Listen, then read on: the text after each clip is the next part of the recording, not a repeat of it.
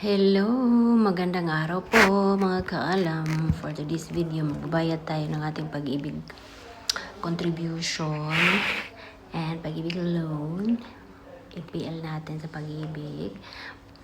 Gamit ang ating G-Credit nang walang tuturo ko sa inyo paano siyang gamitin nang wala kang babayarang interest.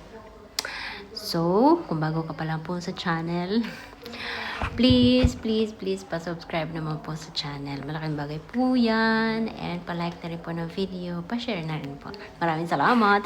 Yung aking allergy, ayan. So, yun na nga.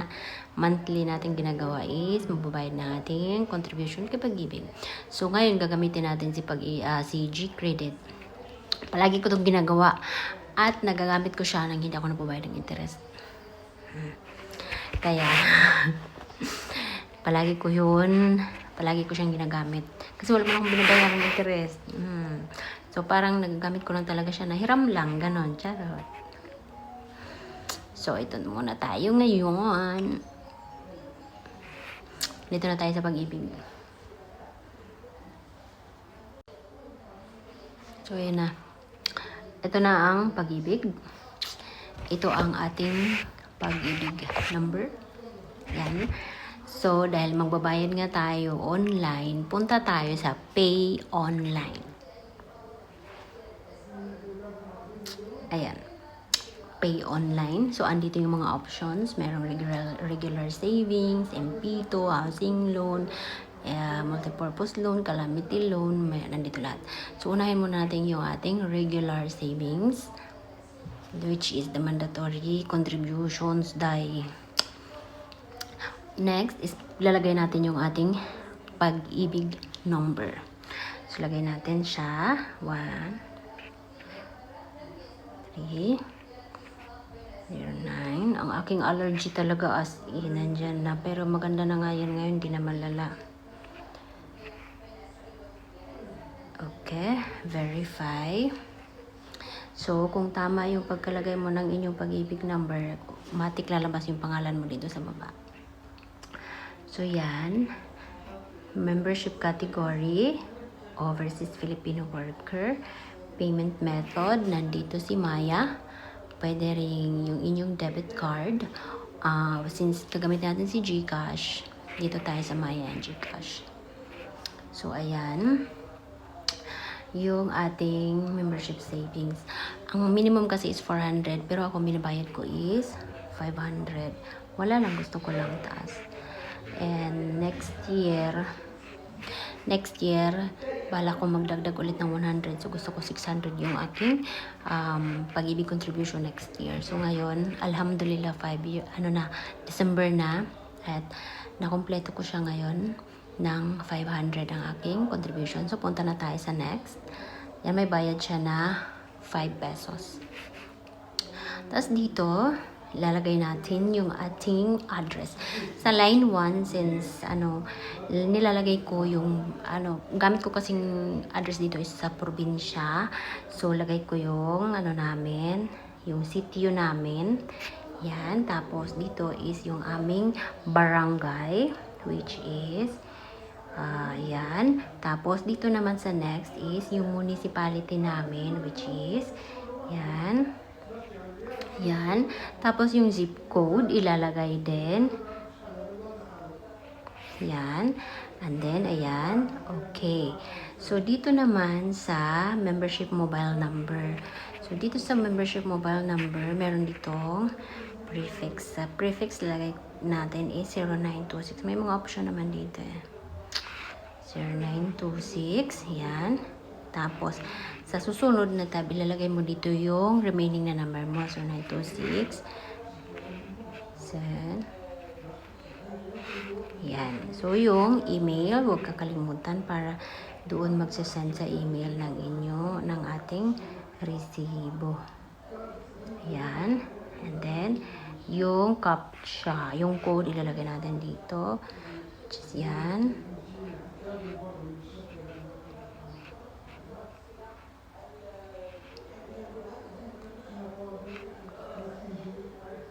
I agree. Lagay mo lang yung agree. Then next. Anong problema dito?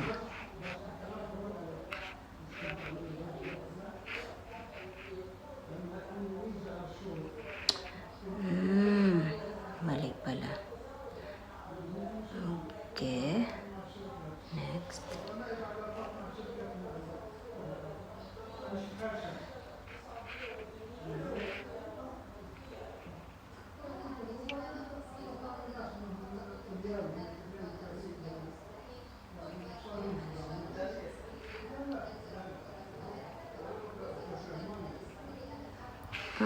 Invalid email address. Kailangan talaga i-type si email address, dai. Kasi may lumabas dito sa akin. Kinlik ko lang. Invalid si email address. Dapat talaga i-type siya. Para ano. So, yun na nga po, guys. I-share ko sa inyo kung paano ko siya ginagamit. Hindi ako nababayad ng interest. Ganito yun. Si G-Credit kasi, meron siyang tinatawag na due date. Doon nakalagay yung petsa. Ngayon, kailangan mong bayaran siya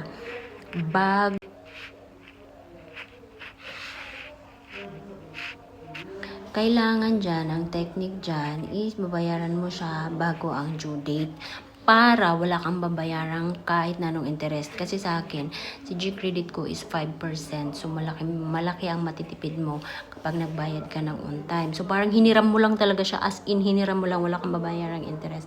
Ngayon, okay na siya. I-proceed na natin. Tapos,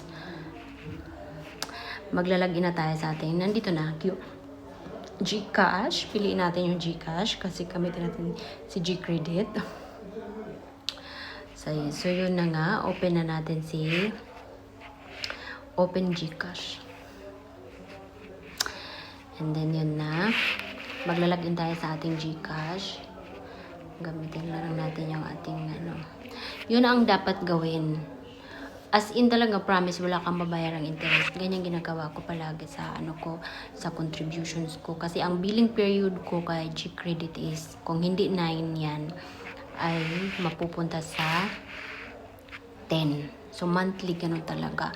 Ang ginagawa ko, pinabayaran ko talaga siya ng on time. Minsan nga, basta pagkasahod ko, kasi ang sahod ko dito is, una sa petsa. So, binabayaran ko na siya agad. Wala talaga, guys. Wala akong binabayaran ng interest. Kaya malaking bagay talaga si G-Credit. Aalagaan ko talaga siya, promise. Kasi as in, hiram lang talaga. As in, parang pinahiram lang talaga ni CIMB Bank sa akin yung pera nila ng walang interest. Pag gano'n ang ginagawa mo, ayan, successful na. Payment is successful. So, yun na yun. Tingnan natin. Pakita ko sa inyo yung aking